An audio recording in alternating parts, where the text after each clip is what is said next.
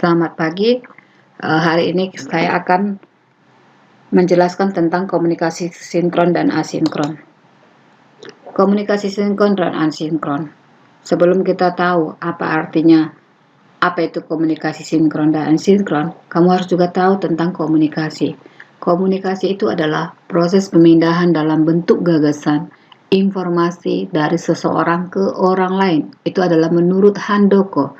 Sedangkan menurut Effendi, komunikasi adalah proses penyampaian pikiran, perasaan seseorang kepada orang lain menggunakan lambang-lambang yang bermakna untuk kedua pihak dalam situasi tertentu. Komunikasi menggunakan media tertentu untuk mengubah tingkah laku atau sikap seseorang atau sejumlah orang sehingga ada efek tertentu yang diharapkan. Itu adalah menurut Effendi. Nah, sekarang pengertian komunikasi daring atau dalam jaringan. Setelah kita memahami makna komunikasi, kita juga masuk ke pembahasan inti, istilahnya komunikasi daring. Berarti mengacu pada membaca, menulis, dan berkomunikasi melalui atau menggunakan jaringan komputer. Ini adalah menurut Warshauer. Dengan kata lain, komunikasi daring adalah cara berkomunikasi di mana penyampaian dan penerima pesan dilakukan dengan atau melalui jaringan internet. Nah, komunikasi terjadi di dunia semu tersebut biasa disebut sebagai komunikasi dunia maya atau cyberspace. Nah, keunggulan dalam komunikasi daring adalah sebagai efisiensi biaya, waktu, terintegrasi dengan layanan TIK lainnya, meningkatkan intensitas berkomunikasi, meningkatkan partisipasi, dan ada juga kelemahan dari komunikasi daring, yaitu kita harus membutuhkan perangkat khusus. Baru kita tidak merasakan emosi pengguna. Misalnya, kita tidak tahu pengguna daring itu marahkah, senyumkah, kita tidak bisa melihat raut wajahnya. Baru banyak informasi yang tidak penting masuk ke dalam terlalu banyak informasi yang tidak penting sehingga kita bingung yang mana itu komunikasi yang memang harus kita informasi yang berguna. Jadi banyak sekali informasi yang tidak penting. Misalnya ada berita-berita hoax misalnya. Dan ada lagi, kita juga menyita konsentrasi. Melakukan mulai dalam jaringan tidak dapat tempat dan waktu yang tepat. Kita dapat mengabaikan atau menunda pekerjaan lain. Bahkan membahayakan orang lain maupun diri sendiri. Nah, ada lagi komponen pendukung komunikasi daring. Ada komponen hardware, software, dan brainware. Nah, komponen perangkat keras atau disebut dengan hardware, itu misalnya kamu dibutuhkan komputer, headset, mikrofon, atau perangkat pendukung koneksi internet lainnya. Nah, sedangkan software adalah berarti aplikasi yang kita gunakan. Contohnya itu adalah misalnya aplikasi Zoom, Skype, Classroom, ada Google Hangout, dan banyak lagi aplikasi software yang kita gunakan untuk komunikasi daring. Dan ada juga lagi perangkat akal atau nalar atau disebut dengan brainware. Nah, brainware itu adalah manusia yang terlibat di dalam pengguna atau disebut dengan pemakai perangkat hardware dan softwarenya. Jadi kita sebagai pengguna dari aplikasi komunikasi sebagai pengguna hardware dan softwarenya.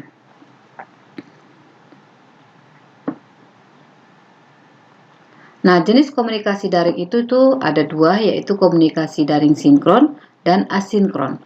Nah, sedangkan komunikasi daring sinkron itu secara bersamaan atau serempak. Nah, komunikasi dalam jaringan sinkron itu komunikasi menggunakan komputer sebagai medianya, terjadi secara bersamaan atau real time. Bisa juga dari HP ya, bisa juga sekarang komunikasi dalam jaringan itu kita menggunakan handphone. Nah, contoh komunikasi sinkron diantaranya itu text chat dan video chat. Nah, text chat itu misalnya WhatsApp, aplikasi WhatsApp itu adalah komunikasi sinkron atau secara serempak. Dan video chatnya apa saja yang kita gunakan. Nah, bisa juga aplikasi Meet, aplikasi Zoom. Nah, itu ada termasuk aplikasi yang termasuk komunikasi sinkron atau bersamaan. Nah, sekarang ada lagi komunikasi daring asinkron yang tidak bersamaan. Nah, komunikasi dalam jaringan asinkron adalah komunikasi pengguna perangkat komputer atau perangkat lain yang dilakukan secara tunda. Misalnya yaitu forum, email, rekam simulasi visual, serta membaca, menulis dokumen dari lewat World Wide Web atau dari www. Komunikasi sinkron juga yang kita gunakan adalah classroom. Itu termasuk asinkron. Kenapa asinkron termasuk classroom? Classroom itu termasuk asinkron karena di classroom itu saya akan memberikan materi. Nah, setelah saya memberitahukan kepada kalian ada materi di dalam classroom, baru kalian bisa melihat ada tugas yang diberikan Bapak, Ibu, guru. Nah, jadi dia ada jedahnya. Bu, misalnya enggak juga Bu, kan bisa kita langsung kita langsung lihat. Ya bisa memang, tetapi kan tunggu ada informasi atau kamu tunggu lihat kalau ada kalau orang yang punya internet bagus, kan pesan itu masuk, tetapi kan kamu bisa lihat ada jeda waktunya, bisa kamu lihat untuk sementara waktu. Misalnya paket kamu habis, berarti kamu tidak bisa melihat tugas itu. Nah, meskipun kamu selalu 24 jam megang HP, tetapi itu termasuk asinkron. Dia jeda. Ada jeda waktu untuk membuka materi kalian. Itu termasuk komunikasi dari asinkron. Nah, tujuan komunikasi daring itu ada banyak sekali, yaitu berbagai sumber sebagai media komunikasi, keamanan data, efisiensi tenaga, waktu, keamanan data, efisiensi tenaga, efisiensi waktu, efisiensi biaya, pengembangan dan pemeliharaan sebagai kontrol, memudahkan pengelolaan, pengendalian jarak jauh, meningkatkan intensitas komunikasi, meningkatkan partisipasi komunikasi, memberikan informasi atau sebagai web browsing. Nah, fungsi komunikasi daring. Fungsi komunikasi daring itu ada banyak, yaitu sebagai informasi, sebagai kendali, atau mengatur suatu informasi sebagai kewenangan individu atau kelompok, sebagai motivasi, kendali, motivasi, ekspresi emosional, penghemat waktu, penghemat biaya, dan dapat dilakukan di mana saja. Dan ilmu teknologinya, misalnya ilmu teknologi itu komunikasi daring bermula dari ilmu pendidikan yang saat ini kita jadikan sebagai bahan penelitian. Intensitas komunikasi, berarti ada intensitas komunikasi, ada komunikasi setiap hari untuk mendapatkan informasi. Sebagai partisipasi, sebagai informasi sudah, sebagai kontrol, sebagai dorongan, penyalur ide, sebagai susalita, fungsi negara, dan banyak lagi. Nah, manfaat komunikasi daring itu sebagai sarana komunikasi, sebagai sarana e-commerce atau pedagang online, sebagai sarana e-learning. Nah, sebagai sarana komunikasi itu kamu bisa berkomunikasi dengan teman-teman kamu atau Bapak Ibu guru, apalagi terutama yang selama masa COVID ini kita menggunakan komunikasi daring. Nah, sebagai sarana e-commerce, nah sekarang juga kita tidak perlu lagi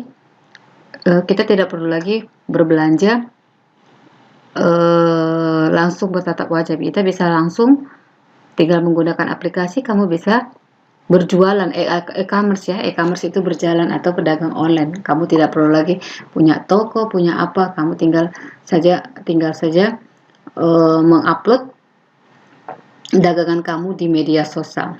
Nah, sebagai sarana e-learning itu sebagai pembelajaran jarak jauh seperti yang kita lakukan sekarang ini selama masa COVID ini.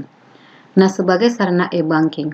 E-banking itu berarti sebagai tanpa kita ngantri di bank, kita bisa mentransfer uang, membeli paket data, membeli listrik bisa melalui dari handphone e-banking sebagai sarana riset. Nah, baru mempermudah peserta didik dan guru dalam berinteraksi dan berkomunikasi. Jadi, kamu tidak perlu datang ke sekolah, kamu bisa berkomunikasi dengan Bapak Ibu guru untuk mengetahui bagaimana materi kita, pembelajaran kita. Nah, sebagai akses informasi yang berada di tempat yang jauh, seperti yang kita lakukan hari ini. Media hiburan atau interaktif ya. Kalau kamu boring, berarti kamu bisa main game, bisa kamu berkomunikasi dengan teman kamu, bertelepon dengan teman kamu. Nah, contoh komunikasi daring itu text chat dan video call melalui Line, ada BBM. Nah, BBM sekarang sudah lama tidak terpakai ya. Sekarang sudah WhatsApp, ada Skype, ada melalui Facebook, ada teks melalui Messenger. Nah, video call juga sudah bisa ya di Messenger.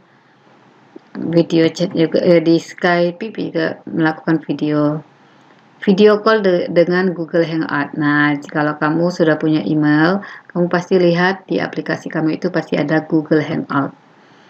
Nah, dan banyak lagi mungkin yang kamu gunakan selain Meet, selain aplikasi Meet, Classroom, banyak mungkin yang kamu ketahui. Nah, sampai di sini materi kita. Terima kasih. Semoga bermanfaat untuk kalian dan kalian dapat juga paham tugas yang sebelumnya saya berikan. Jadi kamu tahu membedakan yang mana asinkron, komunikasi asinkron dan komunikasi